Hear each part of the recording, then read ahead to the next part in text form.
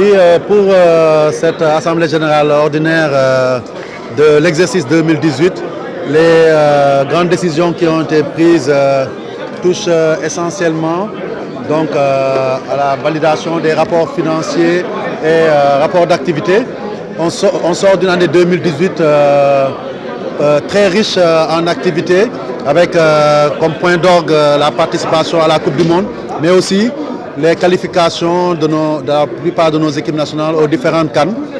Et donc il était important aujourd'hui de présenter ce rapport d'activité et ce rapport financier à l'Assemblée générale, qui les a tous adoptés sans réserve et à l'unanimité. L'autre point saillant et qui nous importait peut-être même autant que la validation de nos rapports financiers, ce rapport financier qui nous permet aujourd'hui de montrer que la situation financière de la Fédération s'est beaucoup améliorée, avec un encours d'environ 4 milliards de disponibilité.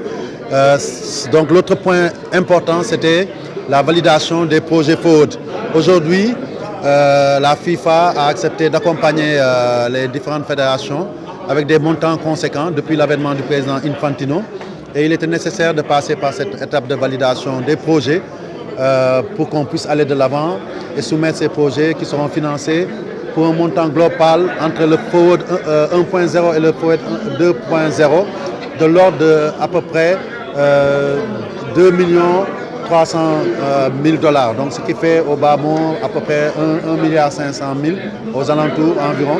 Donc ce qui est important, ça nous permet de réaliser des investissements dans nos infrastructures avec donc Toubab Dialaw et donc Guéréo, les deux centres qui sont devenus le point nodal de développement de notre football, où on va injecter beaucoup de moyens pour l'hôtel fédéral, pour la construction de terrains et d'autres infrastructures qui permettront vraiment un développement exponentiel de notre football. Il y a aussi le renforcement de notre administration avec le recrutement de personnes ressources, parce qu'aujourd'hui, l'administration doit être au niveau de la vitalité de nos équipes nationales, de notre football. Et enfin, nous n'oublierons pas